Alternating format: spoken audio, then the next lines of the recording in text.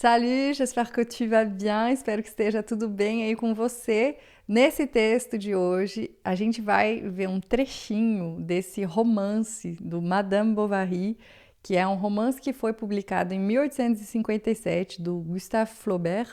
Provavelmente você já ouviu falar, não sei se você já leu, se você já leu, conta aqui pra mim o que você acha desse livro.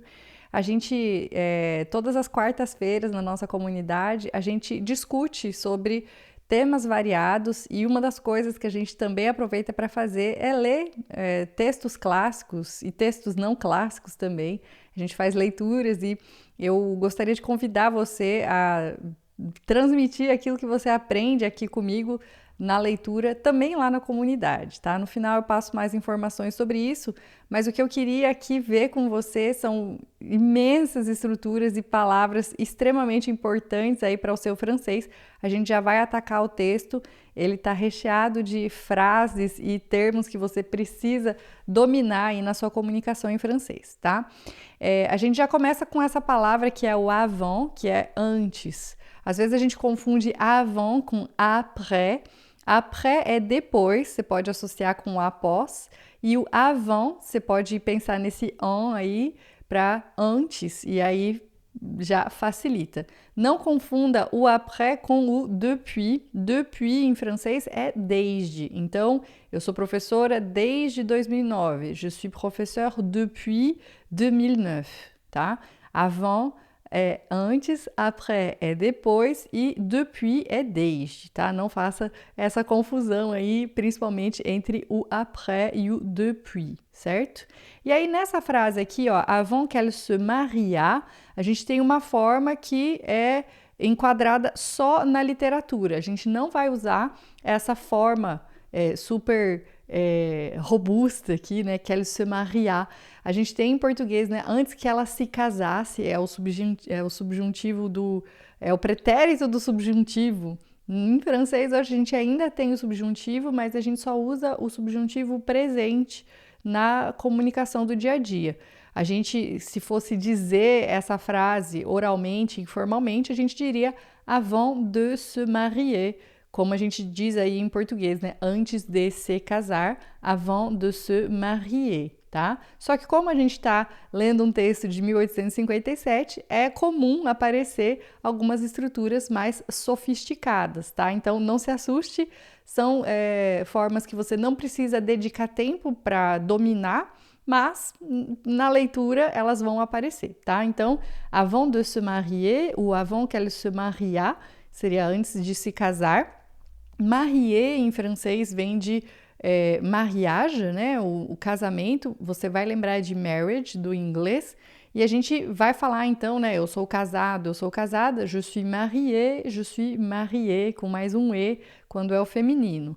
A gente também tem eu sou noivo, eu sou noiva, que é um pouco diferente, je suis fiancé com E também no final.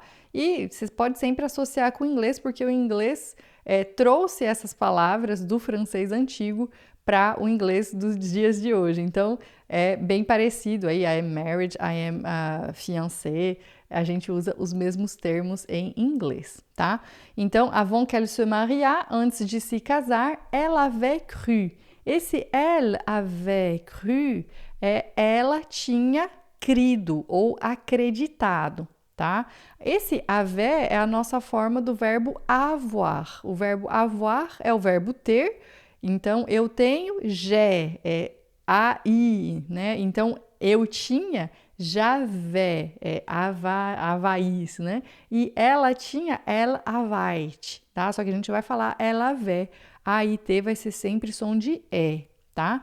E esse cru aqui é a forma do verbo croire, que é o crer ou acreditar, e a gente tem essa forma cru, que é o crido, né? A gente tem várias vezes essa mesma estrutura acontecendo. Por exemplo, boire, bu, que é beber, bebido, né? Croire, cru, que é crer e crido. Esse U aí é a forma do ido, geralmente em português, né? Mas em termos gerais. Então, ela avait cru, ela tinha crido, ela tinha acreditado, ela tinha pensado que era de uma forma, tá? Então, ela avait cru avoir, aqui a gente tem o verbo avoir mesmo, né? Ela avait cru avoir, ela tinha acreditado ter de l'amour. Então, ela tinha acreditado ter amor, ela tinha acreditado conhecer o amor, ela avait cru avoir de l'amour, mais, a gente não vai falar mais, a gente vai falar mais, aí é sempre e o S final a gente não fala. Le bonheur, o bonheur, esse heure aqui é a mesma palavra que vai dar origem a humeur, que é humor, tá? Ou ainda tem uma outra explicação que seria de hora mesmo, a mesma palavra que dá origem a hora. Existem as duas versões de explicação dessa palavra. Independente disso, o bonheur seria o bom momento, a boa hora, então seria a felicidade. O contrário é le malheur. Quando a gente tem mal, heure é a infelicidade ou o desgosto, algo ruim, tá? Então, le bonheur et le malheur, tá? A partir desse termo heure, a gente vai ter o heureux, o heureuse, que é o feliz, ou feliz feminino, heureux et heureuse, tá? Então, eu estou feliz, je suis heureux, ou eu estou feliz feminino, je suis heureuse, tá? E le bonheur é a felicidade, certo? Então, mas a felicidade, como a felicidade qui aurait dû résulter? Aurait é também uma forma do verbo avoir e a gente tem aí o teria, tá? Então, qui aurait dû résulter. Então, a gente já viu 3 formas do verbo avoir aqui, o avait, o avoir e o aurait. Se você é meu aluno, escreve lá na barra de pesquisa o verbo avoir para você completar o quadro inteiro, né? Um verbo, ele tem sempre várias formas que você precisa dominar, os tempos, as formas. Então, a gente tem lá na nossa comunidade esse curso, Maîtrise la conjugaison, muito simples, muito importante para você memorizar os verbos e construir as suas frases com tranquilidade, tá?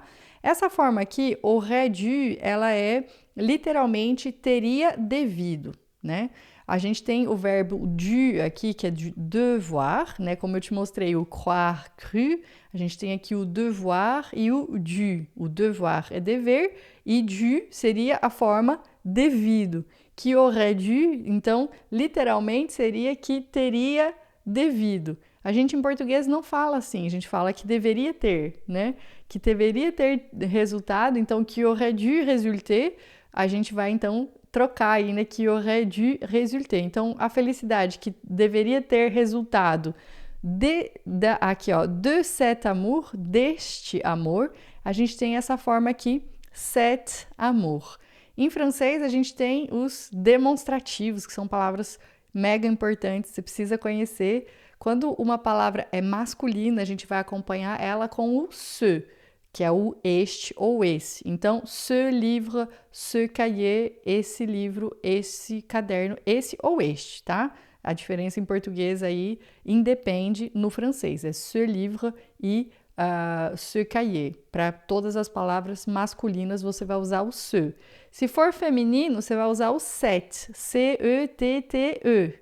E aí, cette chemise, cette table, essa camisa, essa mesa e todas as outras palavras femininas que você encontrar. O plural vai ser C, C-E-S, para masculino, feminino, pouco importa. Ce livre, ce cahier, ce table, ce chemise e a pronúncia fica C, tá? A pronúncia do masculino singular é ce livre, ce cahier. E o plural fica C, tá? Quando tem o S, a letra E, ela fica a nossa letra E normal, nosso E, assim. E aí a gente tem essa forma set, que é com um T só, para quando as palavras são masculinas, mas começam por vogal. É muito maravilhoso, né? Então, cet amour, cet avion, cet hôtel, cet homme.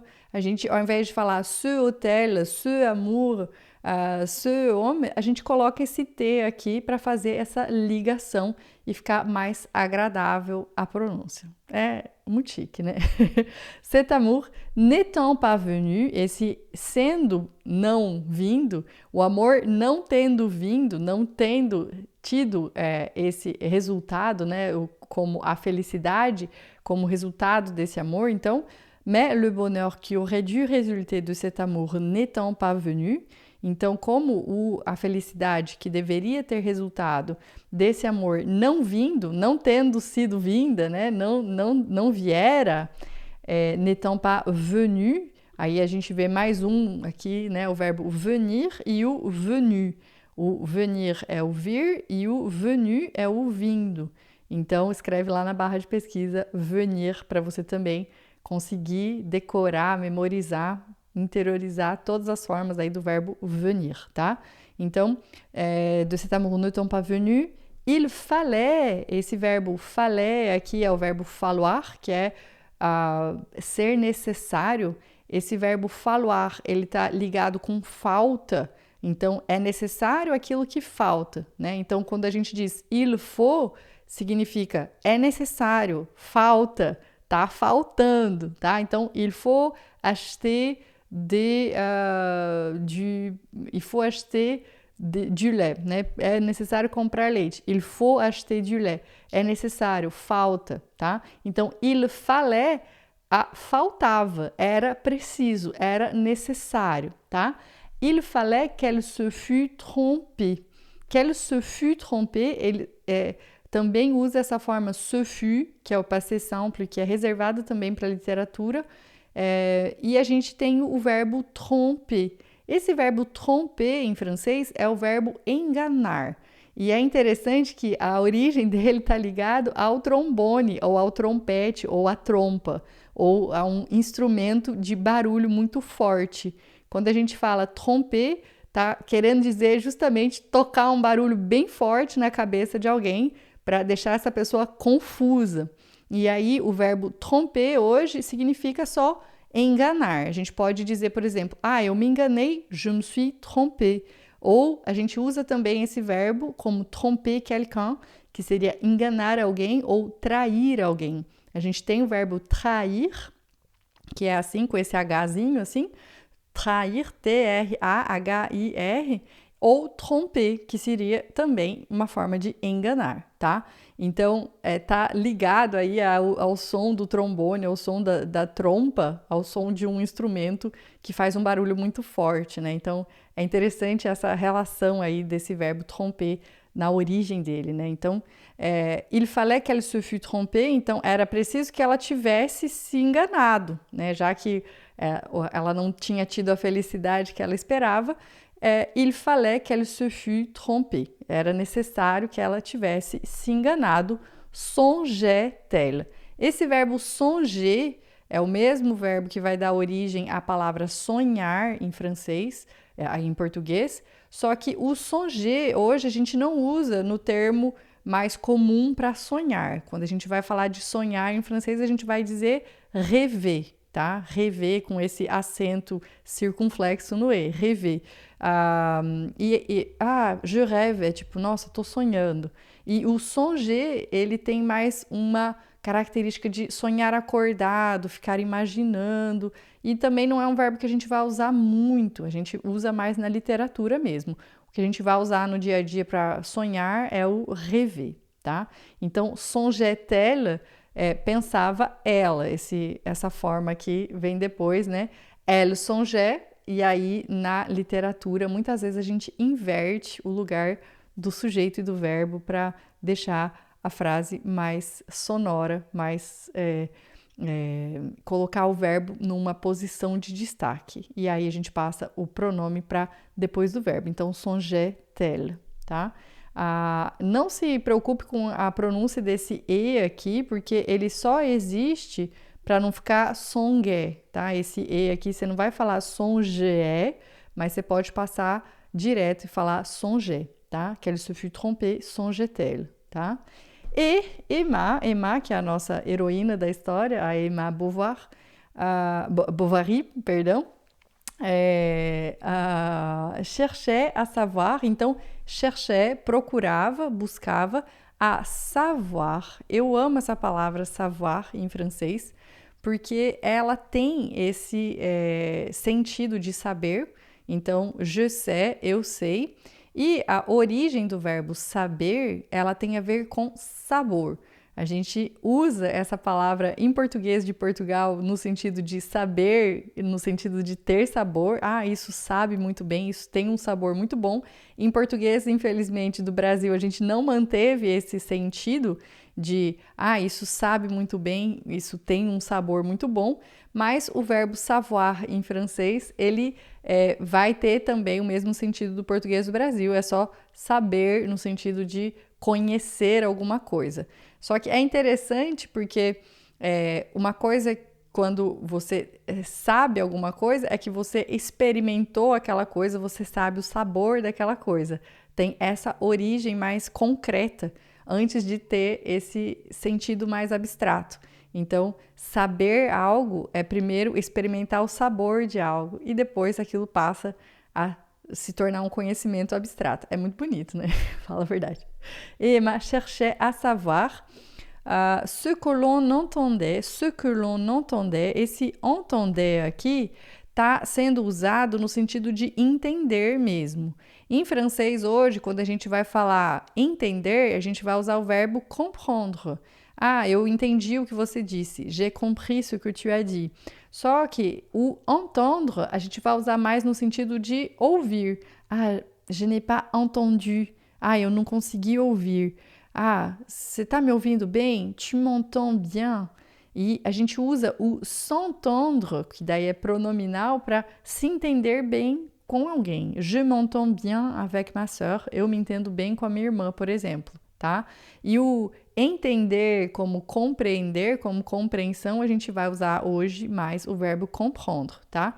Aqui, como a gente está usando um francês de 2 séculos praticamente atrás, a gente tem o verbo entendre com esse sentido de compreensão, tá? Mas hoje em dia ele já não é mais usado nesse sentido na maioria das vezes, tá? Geralmente é entender no sentido de ouvir, captar pelos ouvidos, tá? Então, Emma cherchait à savoir ce que l'on entendait au juste, exatamente, justamente, pontualmente, dans la vie, na vida, par les mots, pelas palavras de félicité, pelas palavras de felicidade, de passion et d'ivresse, de paixão e de embriaguez. O verbo, a palavra ivresse aqui é a embriaguez mesmo. Je suis ivre, eu estou bêbado. Em francês, a gente vai ter vários outros termos menos clássicos para dizer isso. Então, je suis bourré, eu estou bêbado. Je suis pompette, é quando a gente bebe e fica um pouquinho alegrinho, assim, sabe? E ivre é um termo mais clássico mesmo, assim, né? Estou embriagado, tá? Então, a ivresse tem, então, esse sentido de estar embriagado não só pela bebida, mas pela paixão aqui no caso, tá? Então, par les mots de félicité, de passion et d'ivresse, que lui avait paru, que lhe haviam parecido, que lhe tinham parecido. Aí que a gente tem o verbo paraître e a gente tem o paru, que é o parecido. Lembra que eu já te falei do ido, né?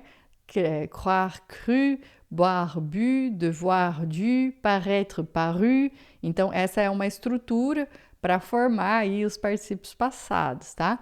Essa estrutura é muito importante para formar o passado, né? E para formar os tempos compostos. Então, que lhe tinham parecido, que lui avait paru.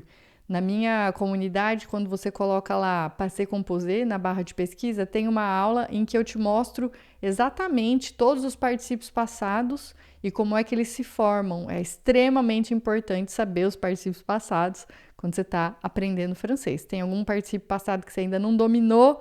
Entra lá na minha comunidade e escreve lá na barra de pesquisa passé composé para você revisar aí essas formas verbais super importantes, tá? Então, que lui avait paru, que lhe haviam parecido, lembrando que esse ENT aqui a gente ignora na pronúncia, tá? Que lui avait, esse ENT no final aqui dos verbos a gente sempre ignora, não lê, não fala, tá? Então, avait no singular ou avait no plural é a mesma coisa, tá? É igual ele tinha, eles tinham, tá? É igual nós fala no português da vida real, tá? Que lui avait paru si beau, tão belos, dans les livres, né? Les mots, porque tá falando das palavras, né? Então a gente vai falar si beau, que é no masculino, tão belos nos livros, certo? Então, esse trecho aqui eu vou ler mais uma vez para você e eu vou te fazer mais uma vez um desafio da pronúncia. E você me manda lá no TikTok ou no Facebook ou ainda no Instagram a sua pronúncia em francês para eu ver se a gente está conseguindo transmitir aqui a boa pronúncia do francês, tá? Eu vou só ler e você lê depois de mim, beleza? Avant qu'elle se mariât, elle avait cru avoir de l'amour. Mais le bonheur qui aurait dû résulter de cet amour n'étant pas venu, il fallait qu'elle se fût trompée, songeait-elle. Et Emma cherchait à savoir ce que l'on entendait au juste dans la vie par les mots de félicité, de passion et d'ivresse qui lui avaient paru si beaux dans les livres. Então, mais uma vez, se você quiser ler esse livro, fazer parte do nosso clube de leitura e da nossa comunidade, o link para conhecer essa comunidade está aqui embaixo e a gente se vê na próxima aula, d'accord? Au revoir et à la prochaine. Até a próxima!